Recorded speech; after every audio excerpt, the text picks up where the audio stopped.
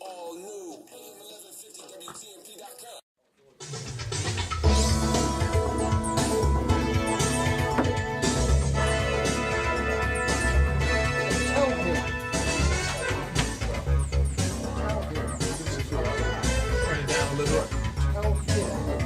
I don't know how to turn this monitor.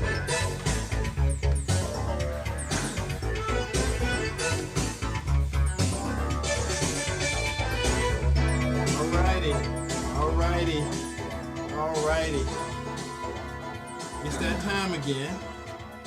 I've been saying that for so long, and I actually have started hearing some other radio hosts in the area starting their show off like that. So now I gotta change it. I gotta get a new opening. Somebody done hijacked that one. So we'll get another way to start up the show. But good morning, Tampa Bay. It's good to be here with you, doing what we do, so we can make the community better. We can make the world better, and get off on the right foot. Now I did say, it's part of our little thing that we're going to make some candidates and we're going to break some candidates.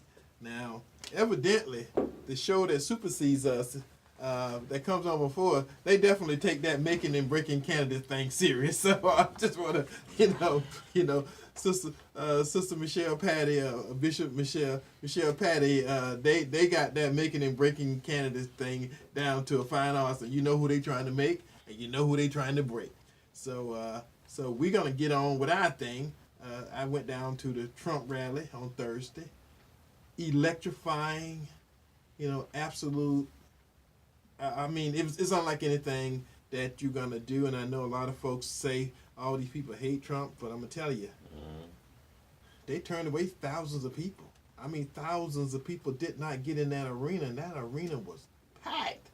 Just going to throw that out there, because I'm going to tell you, you can't believe everything you hear and what these people keep saying. So I said several weeks ago that we had to get Trump back into Florida in order for our candidate to have a chance at winning. Because again, had it been Adam Putnam, it'd have been different. It's not Adam Putnam, it's Ron DeSantis. And he was gonna need some help. And Trump not only was here Thursday, Trump is here today. He's in the Panhandle today.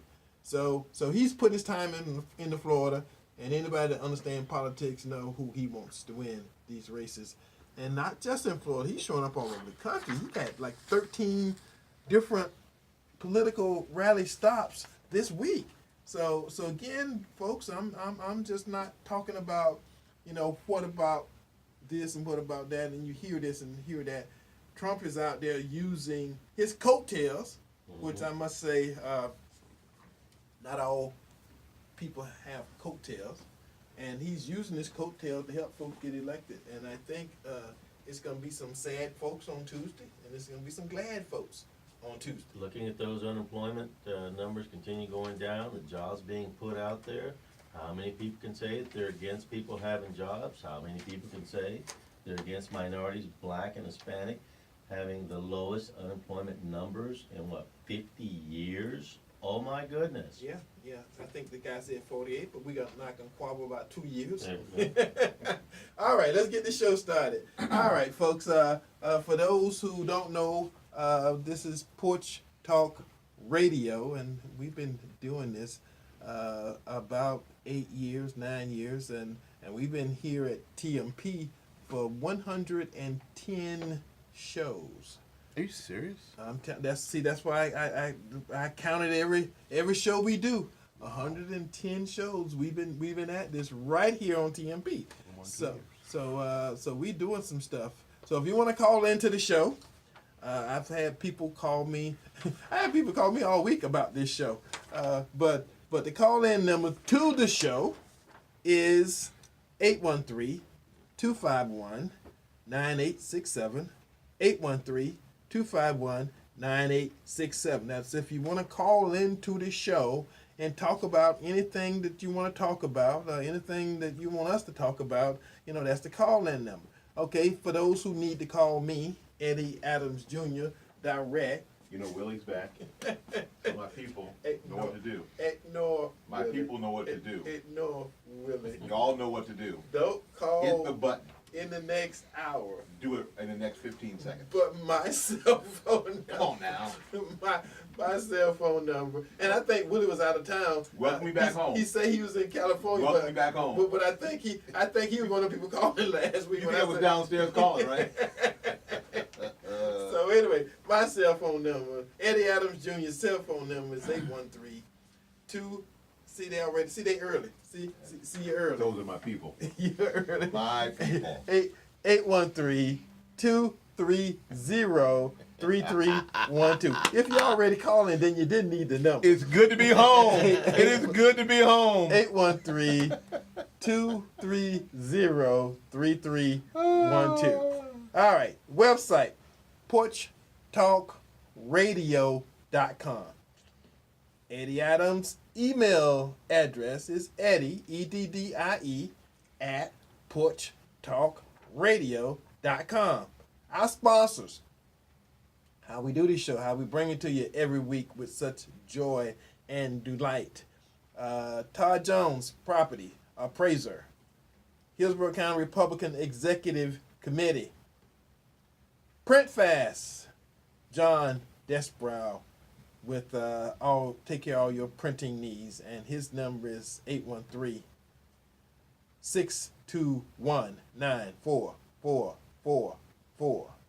813-621-9444.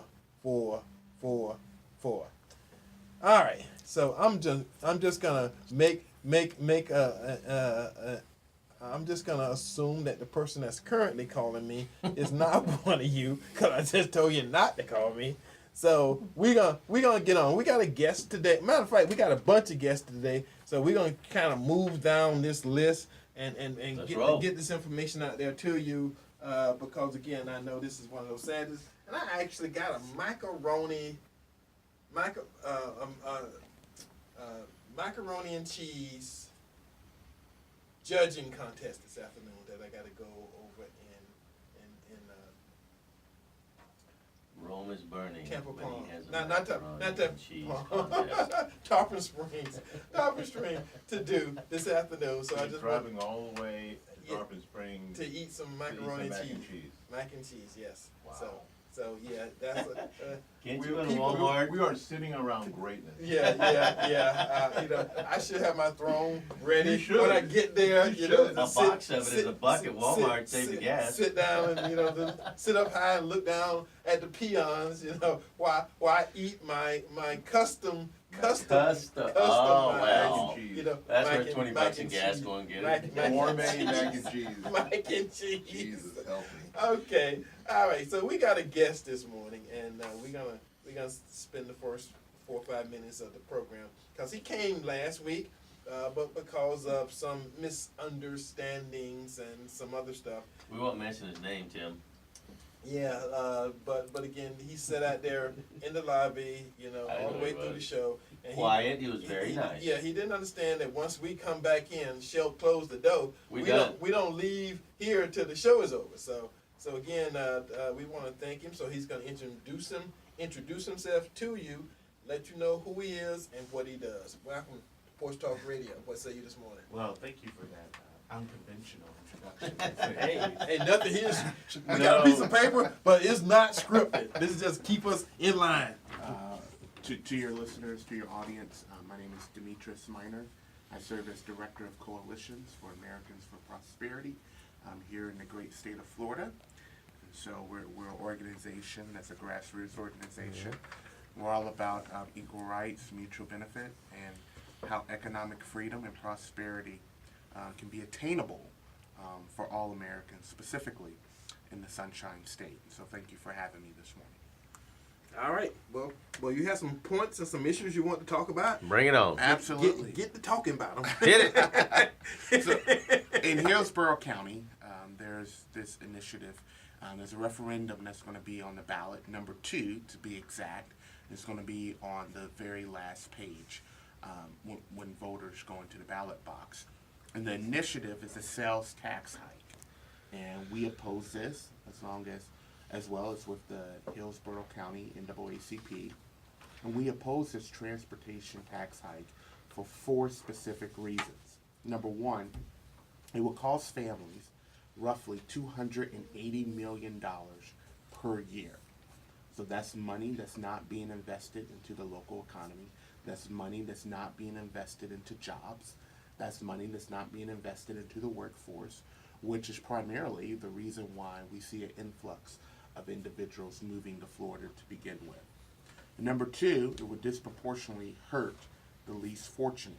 Sales taxes are regressive.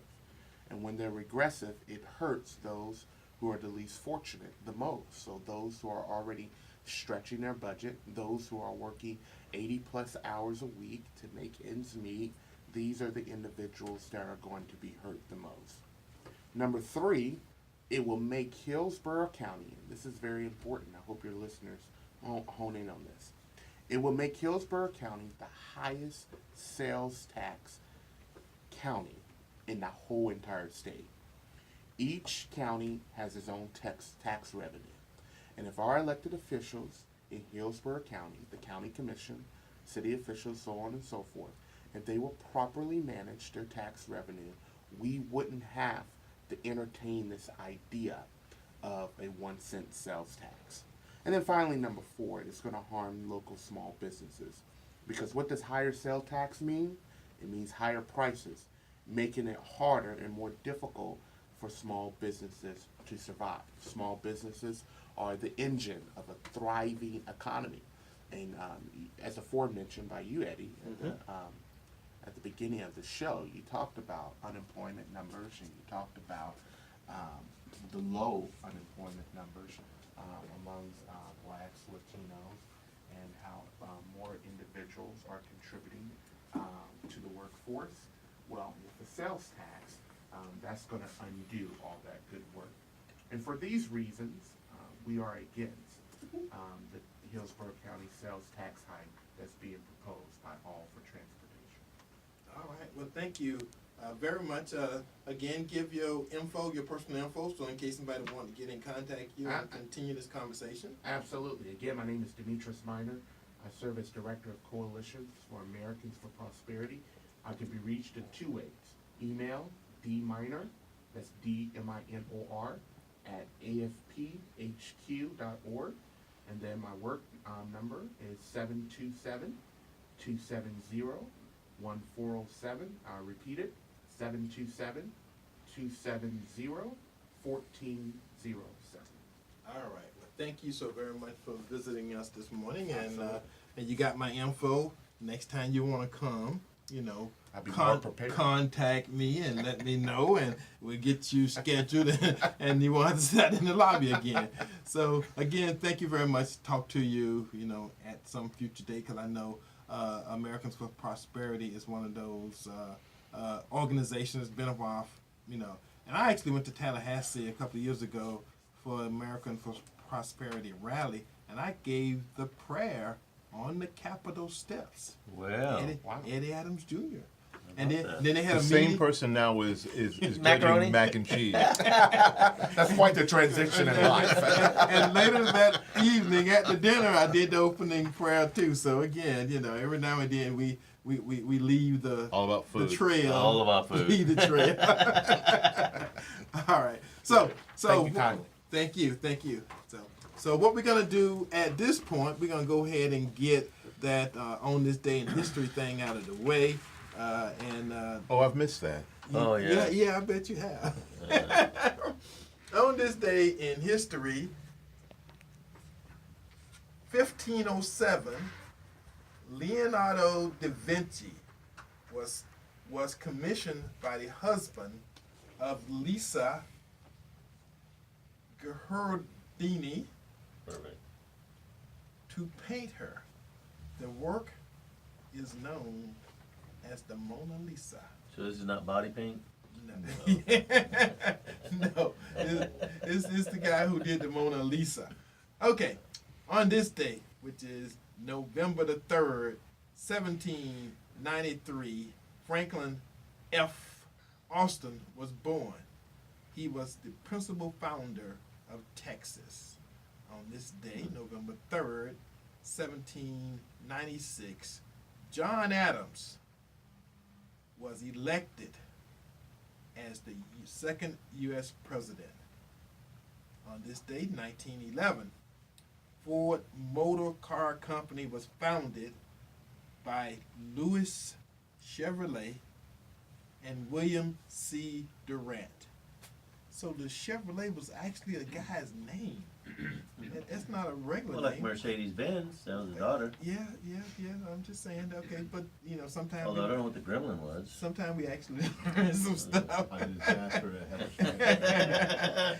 And on this day, Moving along. November 3rd, 1992, Carol Moseley Braun became the first African American female in the U.S. Senate.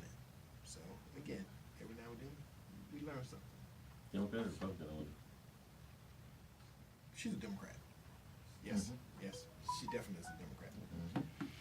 All right, we got a couple of things that I wanted to tell you about the rally in Fort Myers that I drove down to.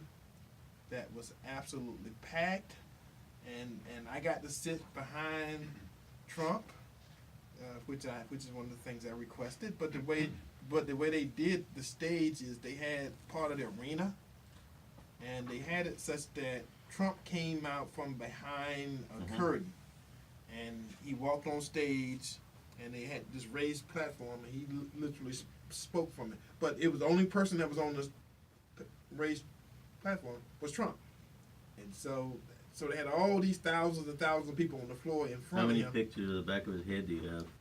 I didn't take any pictures from the back of his head because I'm not one of them kind of people. So I think I took 2 selfies. I haven't looked at them yet, but I will. I know what they look like. I will eventually look at them. But it was the thing that he brought out Rick Scott, and he brought out Ron DeSantis, and Ron DeSantis had his wife with him, so that was a big deal. That was a good thing, because again, when you're campaigning out there, some candidates really need their wives, their mothers, or they need females with them, and that only bolsters and help their campaign. But it was so many people. And then I found out that a lot of those people did the same as I did. They came from hundreds of miles away. Because I drove down there from Tampa, and then I got down there, and one of the elected officials that was speaking, that was from down there, said, "We're glad to see you in Southwest Florida, because we know a lot of you guys come from other places." And Trump is at a rally today in Pensacola. So I think that's a good thing. I think that's the sign of a person working real hard to get their candidates elected. And that's, when you're the president, that's all over the country. And someone told me that he did like 13 or 14 stops this week alone trying to help people get elected. And one of those persons that he's trying to help get elected is named John James. And he is in Michigan. And he's a black that's in the finals for the Michigan Senate. He's a black Republican. I thought that need not have to say, but Really? Yeah. So he's a black Republican, and he's in a tight race, and with Trump help, and I know Michael Pence was there during the week for helping him support. And there's a group out there, and I'm going to say this because I'm hearing more and more about it. And Trump is included with this group, and again, all the stuff and the noise you heard about. There was 3,000 black Republicans in Washington, D.C. last week, and again, immediately the media fake news machine. Oh, there wasn't 3,000, black folks in Washington. It's 3,000 black folks in Washington D.C. every day. I mean, I guess I don't know if you guys forgot that. So you've never been to D.C.? Oh, yeah. I've seen the number of black people that inhabit D.C. A ton. who live there. Right. I'm just saying sometimes it's stupid, for somebody to say, well, there wasn't 3,000 black folks. Hell, there's 3,000 blacks in Washington D.C. I've been there, and they're at the bus stop, too. I've been at the bus stop there with 3,000 black people. Don't tell I'm me just that. trying to say sometimes when people are trying to contradict, something is being said for whatever reason, They don't have to go nowhere to get 3,000 black folks in Washington, D.C. No. I'm just telling you. No, You know, no the doubt. fact that folks came from other places was a good thing. But again, you know, they so caught up, they butthurt over the fact that there's a trend, and the trend is not for black folks to go to the Democratic Party. And if you look at my Facebook page this week, I had a picture of a old Southern plantation, and it had the gate open. And I say, the gate's open, you're free. You may not know it, but you're free. Oh, come on now, eh? And there's this thing out there. Remember they said walk away. Hashtag walk away. And that was for young Democrats and for blacks and Hispanics and gender confused people. It was out there because a gay hairdresser guy started the walk away thing. Well, there's something out there called Blacksit. And that's black folks exiting the Democratic Party. And that is the trend. I'm going to tell you, they want to deny it. I have people beat me up every day, you know, because I keep saying this, because they say I'm drinking the Kool-Aid. Well, evidently, there's no Kool-Aid, there's no water, there's nothing out there, because black folks continue to be trending away from the Democratic Party. Again, as you get educated, you become more aware. And so I got a little piece here I'm going to read to you. Before you do that, I want to interject. I think it's fair to say that a lot of black people, and especially young black people, are disassociating themselves with the party of their parents. Now, that doesn't mean necessarily that they're all running down to the SOE to register as Republicans. I don't think that's happening. There's no evidence of that happening. But people are walking away from the traditional establishment Democrat Party. When you look at the Kavanaugh hearings, and they see that everybody in those Kavanaugh hearings is a senior citizen, is their grandparents. Yeah. Everybody's 75, 80 years old. They just don't relate to them anymore. So people are looking for something different. Well, black Democrats is not trending at this point in No, history. it is not. I'm just telling you. There was a time when they say, well, that day in 1978 when the party switched. Ain't no party switched. Again, that's the great lie. And again, they figure they can tell you anything and you believe it. Nothing happened. They pulled the switch, and all the blacks stopped becoming, you know, Republican and became Democrats, and that there's no moment in time where that happened. Even though you sit down and listen, you know, probably 50 out of, you know, 51 black folks will tell you that. You know, yeah, well, remember in 60 everything happened, and in 68 all the black folks, you know, stopped being Republican, they became Democrats. Well, again, that's a lie. I'm just telling you, you've been lied to for so long, you don't know when people are telling you the truth. And I'm just telling you, it may not be popular, but this show could not have been on this station, you know, when we started this, you know, 10 years ago. Something like that. We couldn't, because, but- you know, people when we first started, most of the folks would call in to argue with us, and they found out we were telling them the truth when they looked into it. And now many of you guys, many of the folks at the NAACP, many of the folks at the different black groups and organizations understand that we don't just talk this, we walk it. And you know, right now, guys, to say, well, this is just baloney, this is bull. If you think about it, Candace Owens, who's been a big speaker of the blacks exiting the Democratic Party, right now, everybody is concerned because that's lack of power for the Democratic Party. How concerned is Google, for example? They have begun to play with their algorithms, which is your searches when you go to search for something.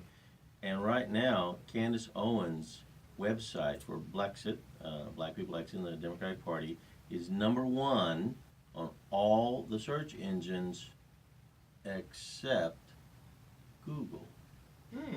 Isn't that weird? Yeah, that is. And something else, and this is something, again, this is the last show before the election, because the elections happen on Tuesday. But again, there is a trend, and again, and I'm gonna say it, because black males, you know, it is your place to lead your people, to lead your family. And part of what the Democratic Party did, and history tells us, that for some reason or another, they could give everybody else on the planet aid, assistance, or welfare. Not that that's something we want. That's one of them whistles. You know, but some for some reason, if you was a black female and you had kids, the government can't assist you if you have a black male in the house. You know, you got to have him gone. He can't be part of your family because the government is going to be the head of your house. Don't that sound stupid as hell?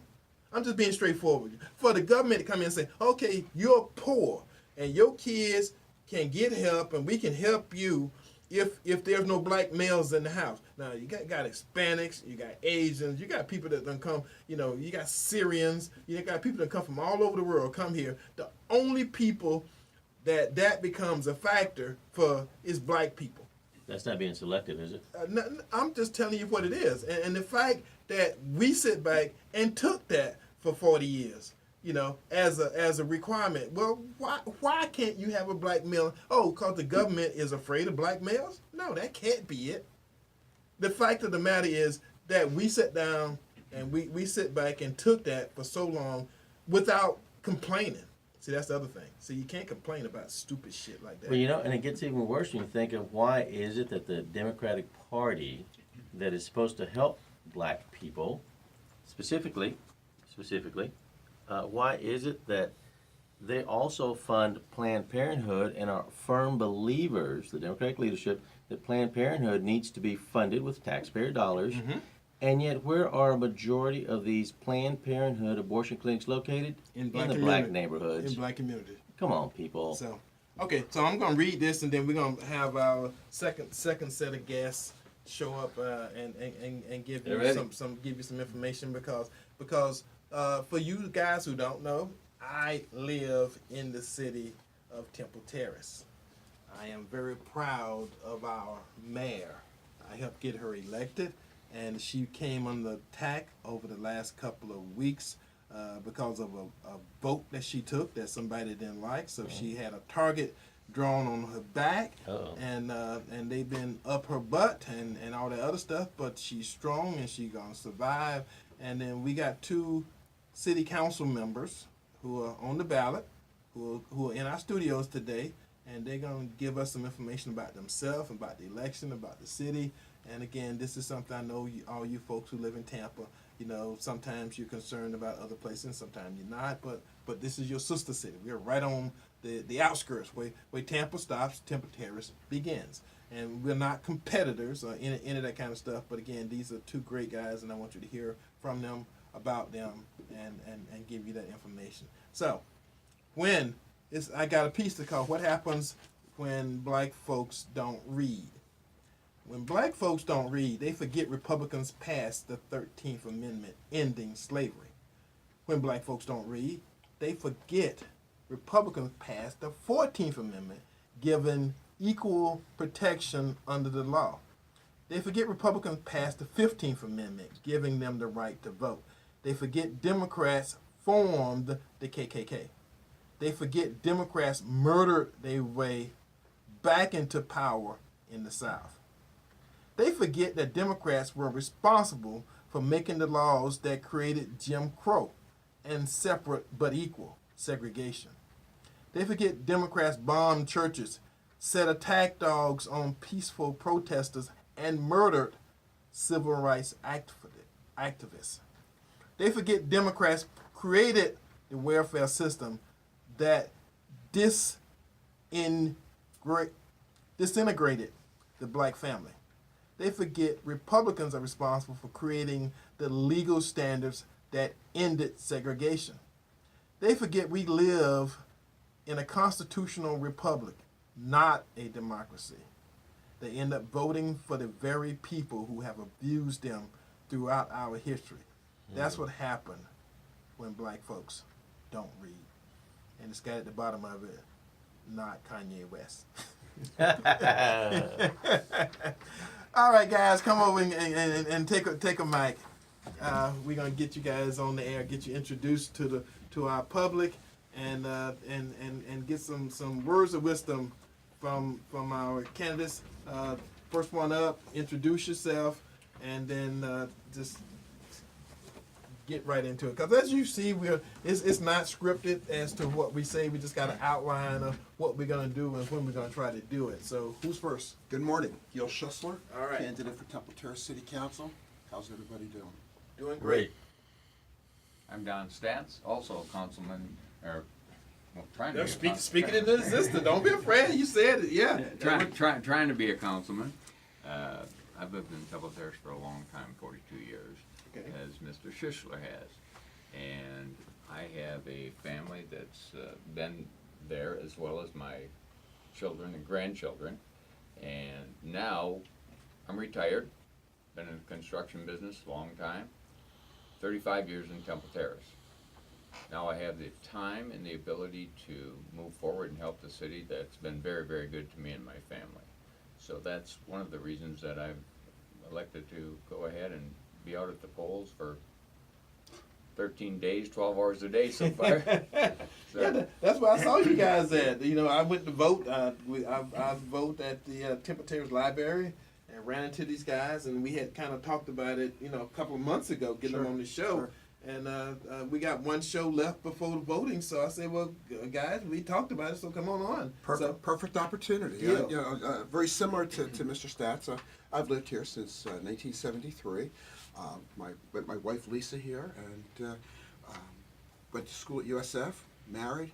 She's an RN at H. Lee Moffitt Cancer Institute. We have 2 children, 4 grandchildren that are just, you know, this is what we're here for. This is our lives. I'm a retired CFO, accounting expert, and excuse me. We're just trying to build a foundation for a better city, Temple Terrace. With our experience, Don as the builder, myself in the finance aspect, we hope to build the foundation for not only our kids, our grandchildren, but their grandchildren moving down the line. And we're just looking for the opportunity to do that. We understand the problems. We've both done a lot of research into the issues that are facing Temple Terrace, and we have solutions. And we need the opportunity to put those solutions into motion to bring the city up to where we need it to be and lay that foundation for the future. Gil's absolutely right. He and I both have been very active in the city for several years. And he and I have attended virtually every meeting, every city council meeting for the past 3 years, sitting in the background and absorbing what was happening. And we saw some things, at least I saw some things that I didn't think were going in the right direction. One of those things was the sanitation department, up until a year or so ago, was in total disarray. The trucks were falling apart, the personnel were disgruntled, and at that point in time, the current city council was contemplating going into the current city council was contemplating going into the new recycle program. And what that consisted of was basically, we're gonna buy a brand new truck with an arm. We're gonna go out and outfit every person that we had in the city, every resident, and give them all new containers. This entire program was about $1 million. At that point in time, I said, we don't have $1 million to spend. We have significant debt, and we didn't need an additional $1 million. Although there were people up there that thought we should do it, and I asked how we're gonna do it. And they quite simply said, well, we'll do it and we'll worry about where the money comes. And I said, that makes 0 sense to me. So that was one of the things that I initially fought, and we won. And that was $1 million. So Gil and I are pretty much on the same page with spending money. I come from the private sector. I know that you only get so much money in and you got so much to go out. And you better have a whole lot more coming in than going out. Government doesn't act that way, as you well know. Yeah. We'll just spend it and we'll worry about where it comes from. I'm not that type of guy. Let me Sure. add my 2 cents in. I was involved in the process of when the county got bids for the county's waste trash system, and that was like 6 or 7 years ago, because it had been closed for 37 years. And then when they bidded for it this time, they came up with the trucks and the trash cans for everybody in the county. But the waste systems, the Waste Pro and Waste Management and those companies actually included in their bid how they would pay for and give everybody the trash tank, because in the city, and in the county system, they didn't ask us to pay for those. That came in the contract bid, Right. because that's a several $100 million contract, waste for Hillsborough County, and I knew that, first of all, when they bid it, the price for everybody garbage in the county went down.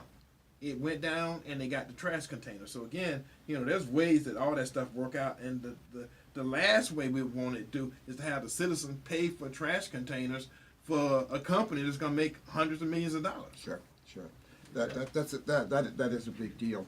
And one of the things that as I've been campaigning, people say, well, what are you going to do? And I'd like to, if I could, take a few minutes Sure, for go some ahead. of the things that I think that are very, very important to the city. First and foremost is downtown redevelopment. That's that 20-plus acre of land off of 50 vacant land for the most Vacant part, land. for the most part. I ran back in 2016, and everybody was going to do everything they could to get this done, and we have yet to turn the first shovelful of dirt. That's right. Now, that being said, there's been progress made. There have been issues and stub our toe occasionally, but we do have things that are starting to happen, but we still haven't turned dirt. And this is one of the things that I want to bring forward, is to keep the city focused on this project.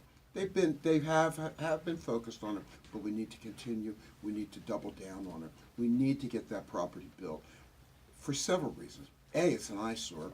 B, we got to get the money, the money that's going to be generated from the sales of that. We need to put that money away so that we can start the down payment, or make the payment on the principal portion of our loan. Right. That's used to funding. That's over $24 million. We're not going to pay it all with that, but we need to pay as much as we can with as many dollars as we can from the sale of properties, because the rest of it is going to have to be paid for by our TIF funds, our tax incentive funding. Problem with that is the original value of that was for 25 years. That's where the additional property taxes that are generated by the improved properties are retained by the city for 25 years. Well, we've wasted almost at least 10 of those years. So we're looking now at 15 years of those funds. Otherwise, we're going to have to pay it out of our property tax funds, excuse me, our general revenue fund, and that primarily comes from our property taxes. So we got to get that done. Another significant issue that I believe that Before you move on, Yeah. we've been dealing with this for over 20 years, right?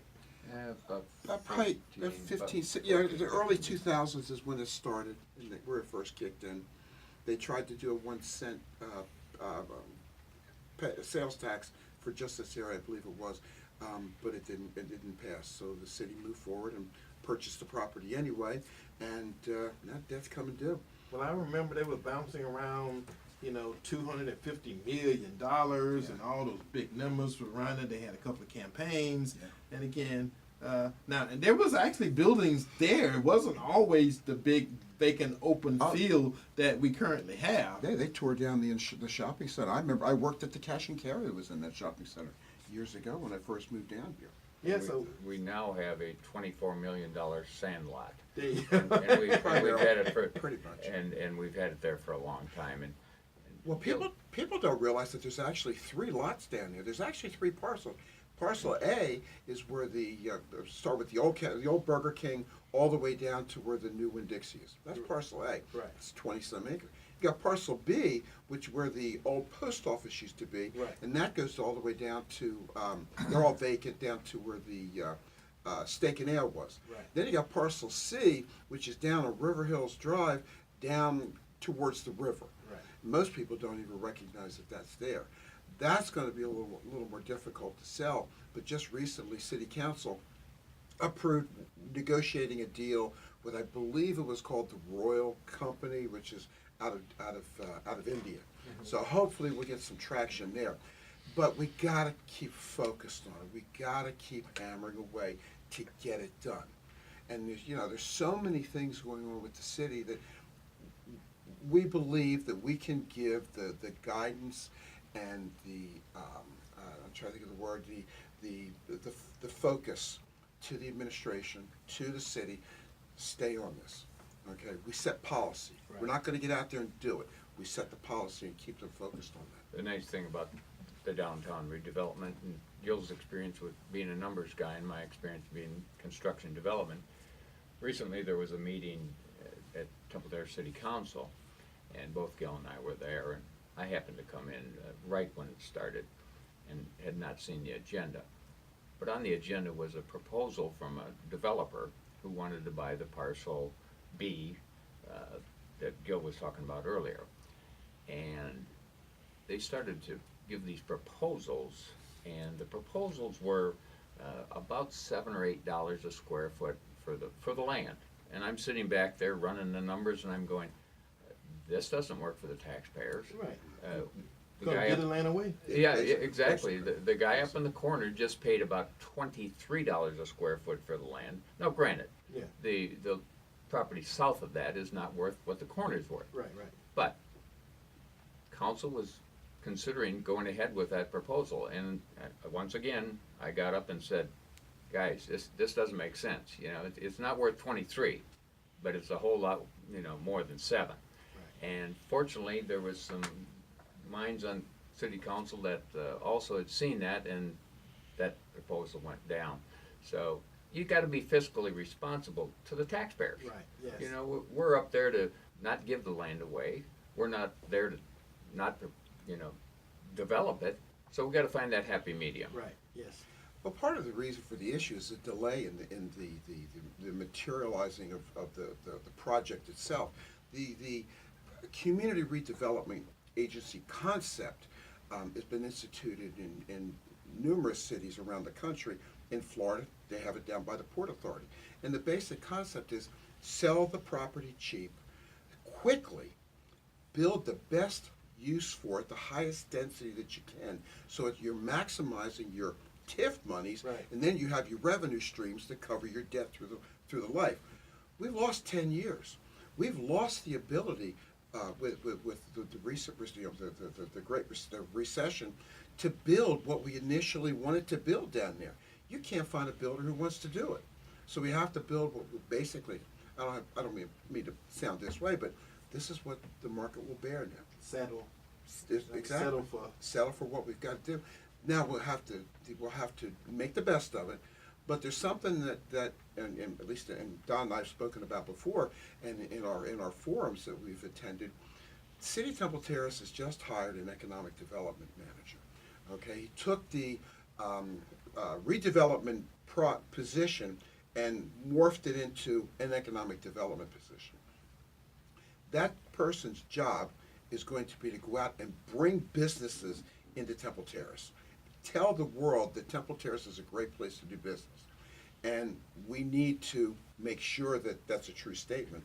We need to bring together the city, the city employees, and business leaders who have said that, it's kind of hard doing business in Temple Terrace. Bring them together. Let's dissect what the issues are. Is it a zoning issue?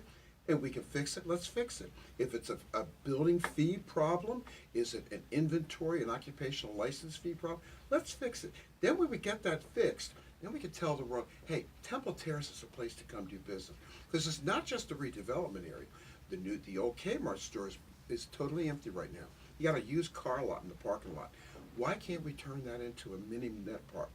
Like they have there, like the East Lake Square.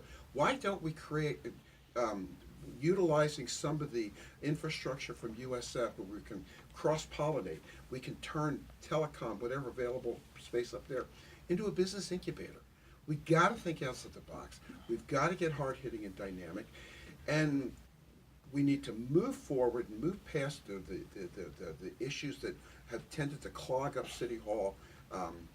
Not Right, that it's yeah. any of their fault. Right, But yeah. we got to move forward. We need Right.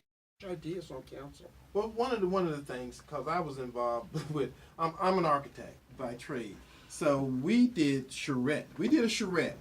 You guys Remember. remember Remember where there was going to be a new downtown Temple Terrace in that plaza, and we were going to have. This is one of the sticklers. Where we were going to have a theater in the plaza, and they were going to move City Hall from where it currently at down to the new downtown Temple Terrace, and where that Burger King is still sitting on the corner. There was going to be some kind of entrance to this new developed areas, and that's why that's why they supposedly bought that Burger King. They moved it further down the street so that when they did the new entry to downtown Temple Terrace, it was going to be monumental. Drawings look good. It was, yeah, they They had plans and everything, right? So yeah, the drawings looked great. It was a very nice project. You being an architect could certainly appreciate it. But the reality was that you have to have developers to come in, and they have to lease the spaces. Right. Yeah. When they started that project, my development background, I said, I don't know how it's going to work.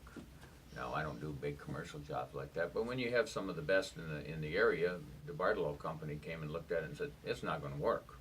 Yeah. Several other developers came in and said, great project, but it's not going to work.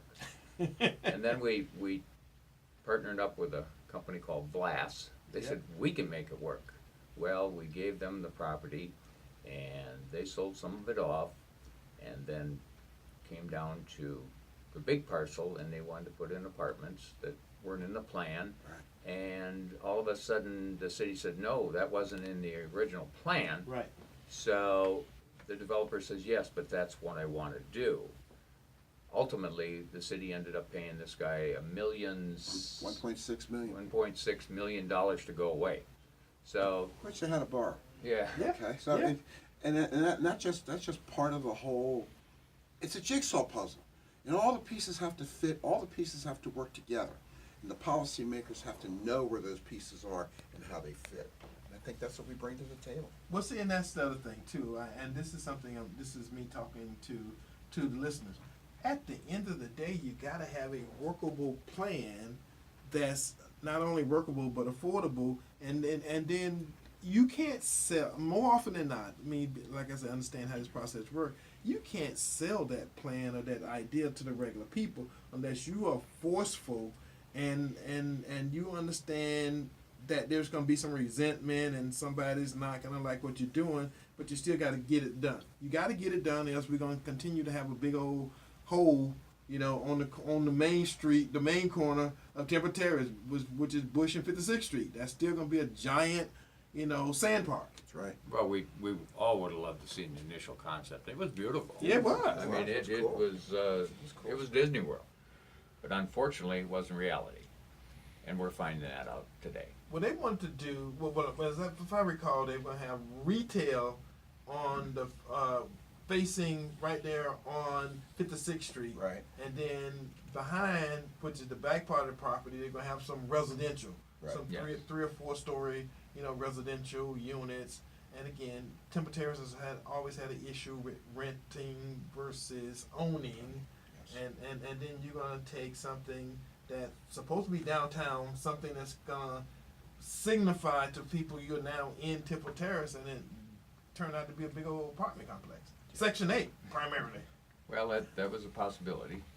That was one of the reasons that I personally thought that they would ultimately come to Section 8, the proposal that was on the table, and a lot of people thought we should just do it. We should just do it. Well, one of the big indicators that raised a red flag for me is the original plan called for shops to be on the first level. Yep.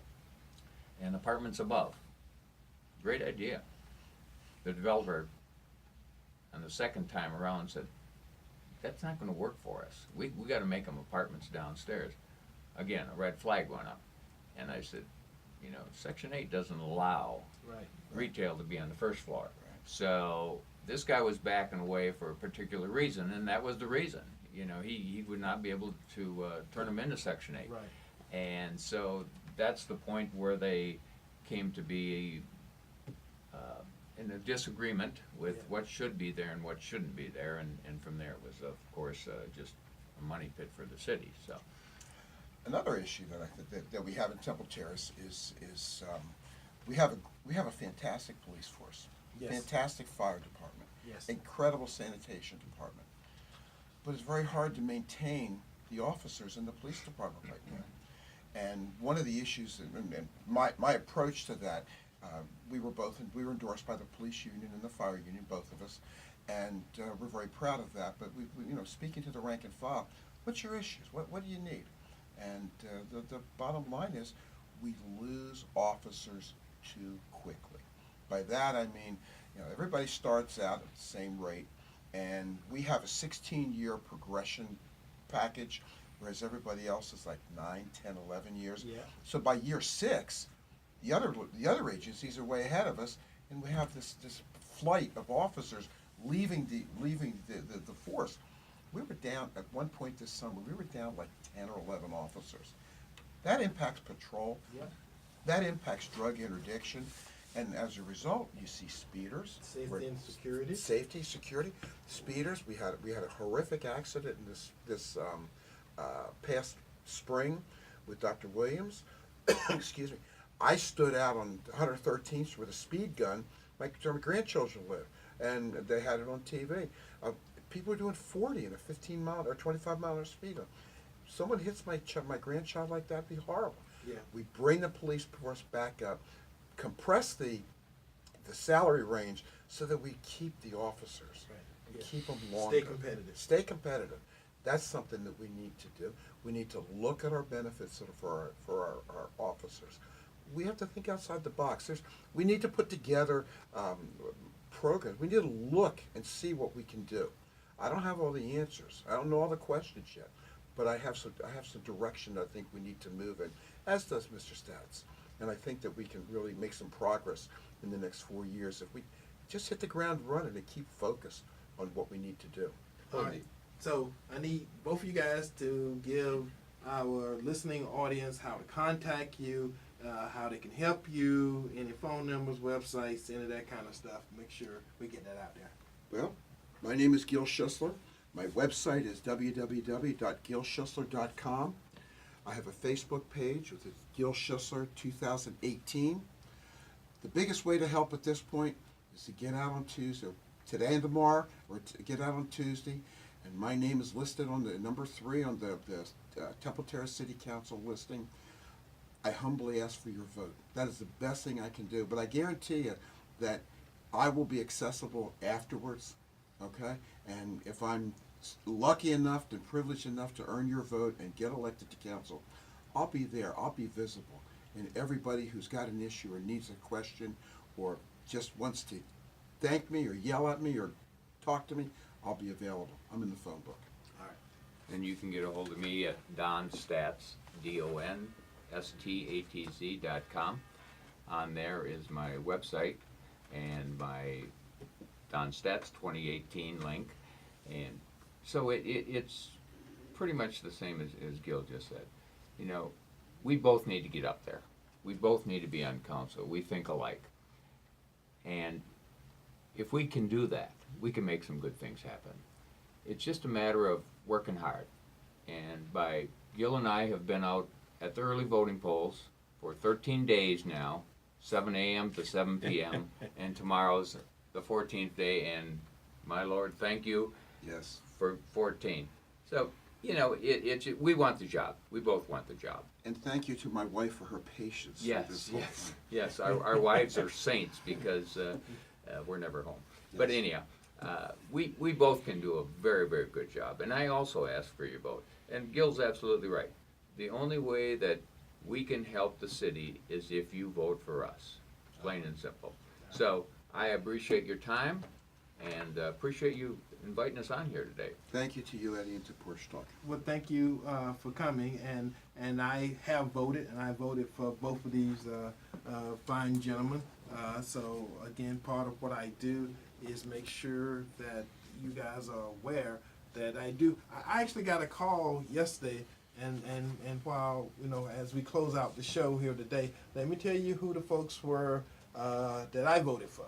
I voted for Ron DeSantis for governor, Rick Scott for Senate, Chad Chronister for sheriff, Ross Spanos for Congress, District 15, Ashley Moody for Attorney General, Melissa Spivey for School Board Member, District 4, Jared Smith for County Court Judge, Group 5, Michael Eislich for County Court Judge, Group 8, Dana Young for State Senate, District 18, Tom Lee for State Senate, District 20, Jamie Grant for State House 64, and Todd Marks for County Commissioner, District 7. Eddie, with that real quick, I want to add to that. Let me get the rest. Come on. David Straz for Mayor of City of Tampa, and again that's in March, and Walter Smith II for City Council Member, District 1. Just wanted to say that Todd Marks is standing with the NAACP with the threats that they've received lately in wake of the senseless shootings and violence in our communities across America. We must all unite and condemn the hateful rhetoric. We must show a united front against such heinous acts when anyone among us is attacked. We need more civil discourse, not less. I think that's backwards. We need less of that. I stand with the organization like Tampa NAACP and will fight with them for the best interest of every neighborhood in Hillsborough County.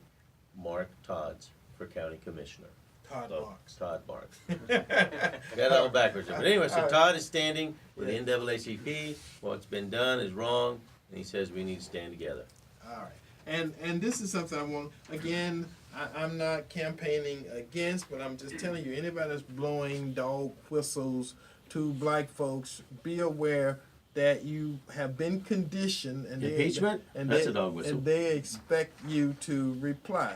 So if somebody say, "Oh, free dental," yeah, who don't want free dental? yeah, that sounds good, and I heard that in a Andrew Gillum ad, but somebody's gonna pay for it. The fact that he's saying it's free, it is not free. Someone is gonna pay those folks working in the dentist's office. Health care for all. The federal government can't afford health care for all. The state of Florida has 20 million citizens and growing. Nobody can pay. Again, where's that money going to come from? Because health care for all is expensive for the federal government. It's going to be expensive for the state of Florida. Those are things that they're promising you, but have absolutely no idea how they're going to do it. And I actually really believe they don't intend to worry about it once they get elected. That's a dog whistle. And that's how they get elected. They got it right now. It's called the VA. That's complete government control. And why isn't everybody flocking to get over there? Well, They're again, trying to get away from the VA. Well, they That's having their own government control. problem. Yeah, the VA having their own problem. So again, folks, we got 1 minute here to get up out of here, and Go vote. again, Go vote. thank you so Go very vote. much for doing Go vote. what you do. Go vote. Make sure you vote. Go Make sure vote. your voice is heard. Go vote. And until next week, we So love you. liminal. Go See vote. you. Bye bye. Vote.